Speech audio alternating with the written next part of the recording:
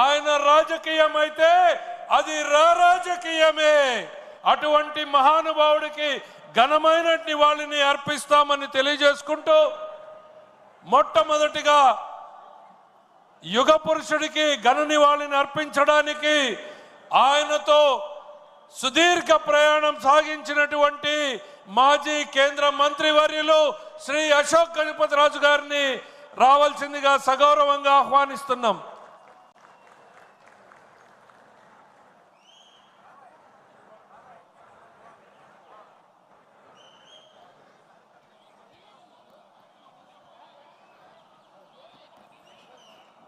ఈరోజు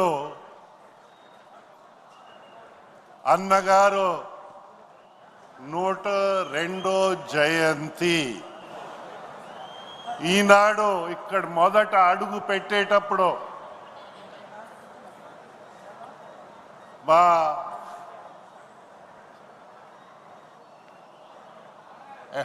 ఏమంటారు దాన్ని, మనకి ఎంటర్టైన్ చేసే పెద్దలు, పాటలు పాడే పెద్దలు ఈరోజు పాడిన పాట ఏంటంటే, చేతులెత్తి జై కొట్టు తెలుగోడా, గతం ఎంతో ఘనకీర్తి కలగోడా అని మన జాతీయ అధ్యక్షులు మిత్రులు పెద్దలు చంద్రబాబు నాయుడు గారికి, మా కుటుంబ సభ్యులు, వేదిక పైన ఉన్న కుటుంబ సభ్యులు, మన ముందు ఉన్న కుటుంబ సభ్యులు అందరికీ నా నమస్కారాలు తెలుపుకుంటా ఉన్నాను.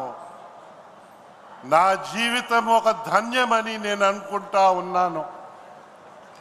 మహానాడులో మొదట మహానాడు నుంచి అలాగా ప్రతి మహానాడు అటెండ్ అవుతా వచ్చాము. కానీ అన్నగారు జన్మించే రోజు మొదట మాట్లాడే అవకాశం నాకు రావడము నేను నా జీవిత ధన్యమైందని నేను అనుకుంటా ఉన్నాను. మనమందరూ గతము ఆ పాటలో చరిత్ర మనకి ఎవరు సాటి లేని చరిత్ర తెలుగు వాళ్ళది. అన్నగారు చాటి చెప్పారు, కానీ ఘన చరిత్ర ఉందని మనము మన అహంని పెంచకూడదు. ఆ ఘన చరిత్ర నుంచి స్ఫూర్తి తీసుకుని ఈరోజు మనం అందరు కష్టపడి భావితరాలకి, తెలుగు వరల్డ్కి మనము ఒక మంచి రాష్ట్రము, ఒక మంచి దేశాన్ని అందించడానికి మనం ముందు రావాలి. మార్పు సహజమే, కానీ జీవితాలు జన్మించిన తర్వాత ఎలాగా తప్పదు. మరణించిన తర్వాత ఇన్ని సంవత్సరాలు జ్ఞాపకం ఉండడం, అలాంటి యుగ పురుషుడు మన నందమూరి తారక రామారావు గారు. ఆయనకి నివాళి అర్పించగలిగామంటే చాలా ఆనందంగా ఉంది.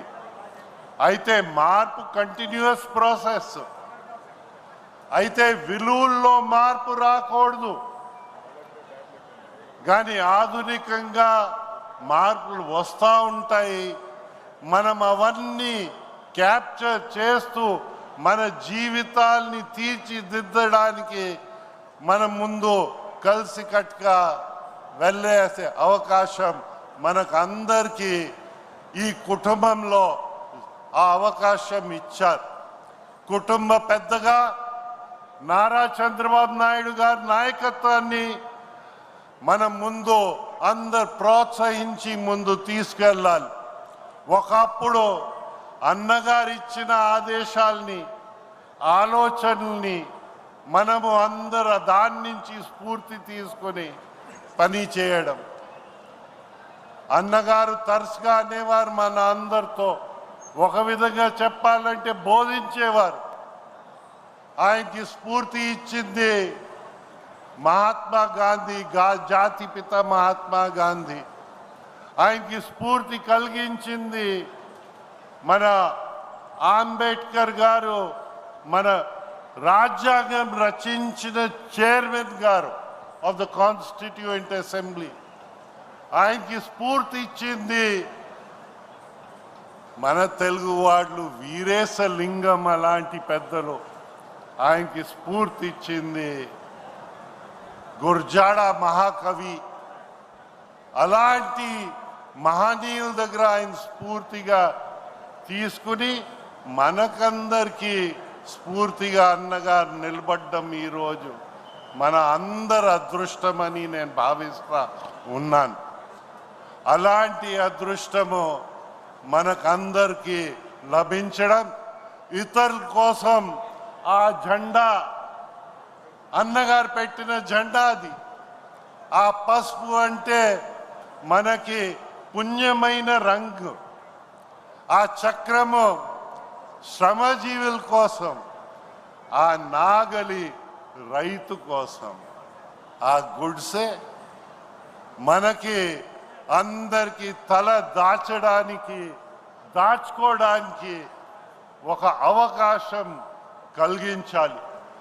ఆత్మ గౌరవంతో మనం అందరూ ఉండాలని ఆయన ఆకాంక్షించేవారు. ఆత్మ గౌరవం ఎప్పుడు వస్తుంది? మన అప్రైట్గా ఉండి పని చేస్తేనే మన ఆత్మ గౌరవాన్ని పెంచిన వాళ్ళు అవుతాం. మనం నిర్భయంగా పని చేయగలిగితే మన ఆత్మ గౌరవాన్ని పెంచగలుగుతాము. అయితే అన్నగారికి ఛాలెంజెస్ అయితే రాలేదనుకుంటే పొరపాటు. మనం చూసాము ఈరోజు మనకి ఆపోజిషన్లో ఉన్న వాళ్ళని పైన ఎలాగ ఈడీలు ఇవన్నీ వాళ్తారో, లేని కేసులు పెడతారో, అన్నగారి పైన కూడా లేని కేసులు పడ్డాయి. ఏంటి ఆ కేసు చూస్తే, ఆ రోజు నిబంధన ప్రకారంగానే 10,000 రూపాయలు ఆయన చెక్ లేకంట క్యాష్ ద్వారా ఇచ్చారని, ఆయన డబ్బులే మళ్ళీ ఇచ్చారని చట్ట వ్యతిరేకంగా ఒక కేసు పెట్టి, ఆయన ముఖ్యమంత్రిగా ఉన్నప్పుడు కూడా ఆయనకి కోర్టుకి సమన్స్ ఇస్తే ఆయన ముఖ్యమంత్రిగా కోర్టుకి వెళ్ళి ఆ సమన్స్ ఆన్సర్ చేసి నిర్భయంగా ఉన్నారు. కానీ తర్వాత ఉన్న ముఖ్యమంత్రులు చూస్తే వాయిదాపై వాయిదా, అది కూడా కేసు ఏంటి? 43,000 కోట్లు ప్రజాధనాన్ని మింగేసిన వాడు వాయిదాపై వాయిదా వెళ్ళి గిన్నీస్ బుక్ ఆఫ్ వరల్డ్ రికార్డ్స్లో వాయిదాల్లో దూరిన వ్యక్తులు కూడా మనం చూసాం. అయితే మన గౌరవాన్ని, మన ఆత్మ గౌరవాన్ని అన్నగారు బలం చేయించారు. మన న్యాయ వ్యవస్థని ఆయన అవాయిడ్ చేయలే. మన చంద్రబాబు నాయుడు గారు ఎక్కడ ఫరార్ కాలే. ఆయన్ని కేసు లేకంట జైల్లో 52 రోజులు పెట్టినా లొంగలేదు. కోర్టుకి సిగ్గు విడిచి ప్రభుత్వం ఆనాడు ఓ పిటిషన్ వేశారు.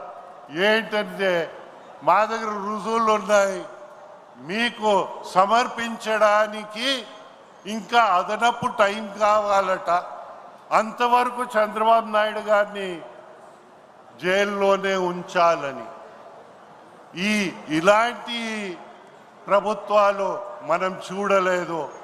మన ఏంటంటే మన నాయకత్వం నిర్భయంగా ముందు వెళ్ళాలని అది అన్నగారు రుజువు చేశారు, చంద్రబాబు రుజువు చేశారు, ఇప్పుడు యువ నాయకులు కూడా రుజువు చేస్తున్నారని వారి చరిత్ర, వారి నడిచే తీరు చూస్తే మాలాంటి మనుషులకి ఆనందం వేసుకుంటుంది. మేము చేసిన పని మేము వెళ్ళిపోయిన తర్వాత మా కుటుంబాలు మమ్మల్ని మర్చిపోయిన తర్వాత కూడా మేము చేసిన పని నిలబడుతుందని ఆ ధైర్యము, ఆ నమ్మకము ఇలాంటి మహానాడుల ద్వారా 42 సంవత్సరాలు అన్న నందమూరి తారక రామారావు గారు మన పార్టీని స్థాపించిన తర్వాత కనిపిస్తున్నప్పుడు ఇంకా 100 సంవత్సరాలు ఇంకా పోయినా తెలుగు భాష, తెలుగు సంస్కృతి ఈ భూమి పైన ప్రపంచంలో ఉన్నంతసేపు తెలుగుదేశానికి ఒక జీవితం ఉంటుంది, ఒక బలం ఉంటుంది, ఒక ఆదరణ ఉంటుంది. ప్రజల కోసం పని చేస్తాము, ఆత్మ గౌరవానికి పెంచుతా పోతాము. ప్రపంచంలో ఎవరికంటే తక్కువగా తెలుగు వాళ్ళు ఉంటారని నేనైతే అనుకోను. ఆ తెలుగు వాళ్ళ కీర్తిని మనం చాటి చెప్పి మన దేశాన్ని మనం అందరు ప్రేమించుతాము, మంచిది పెంచుతామని విషయం మీకు అందరికీ మనవి చేస్తూ, ఏ దేశం ఎగినా, ఎందు కాలెడినా, ఏ గద్దె ఎక్కినా, ఎవరెదురైనా పొగడరాని తల్లి భూమి భారతిని నిల్పరా మీ జాతి నిండు గౌరవం. మన ఆత్మ గౌరవం ముఖ్యం. అందరి గౌరవాన్ని మనం పెంచుతూ వెళ్ళాలని మీకు అందరికీ విజ్ఞప్తి చేస్తూ, నాకు ఈ అవకాశం ఇచ్చినందుకు ప్రత్యేకంగా ఈ వేదిక అందరికీ నా నమస్కారాలు తెలుపుకుంటూ మీ అందరి దగ్గర సెలవు తీసుకుంటున్నాను. జై తెలుగుదేశం, జై జన్మభూమి, జై ఎన్టీఆర్. ఎన్టీఆర్ అమర్ రహే. జై చంద్రబాబు నాయుడు. జై మన భవిష్యత్తు, మన యువకులందరికీ, యువ నాయకులతో సహా అందరికీ మా జై కొడుతూ జై హింద్. Thank you sir. మీ అనుభవాలతో చరిత్ర పుటల్ని మా అందరికీ గుర్తు చేస్తూ, వయసు పెరిగిన మీలో ఉత్సాహం ఏమాత్రం తగ్గలేదు అంటూ మాలో జోష్ నింపినటువంటి మీకు హృదయపూర్వకంగా ధన్యవాదాలు తెలియజేస్తూ, తర్వాత వక్తగా ప్రస్తుత శాసనసభలో 8 సార్లు ఎమ్మెల్యేగా గెలిచినటువంటి వ్యక్తి, సుదీర్ఘకాలం నందమూరి తారక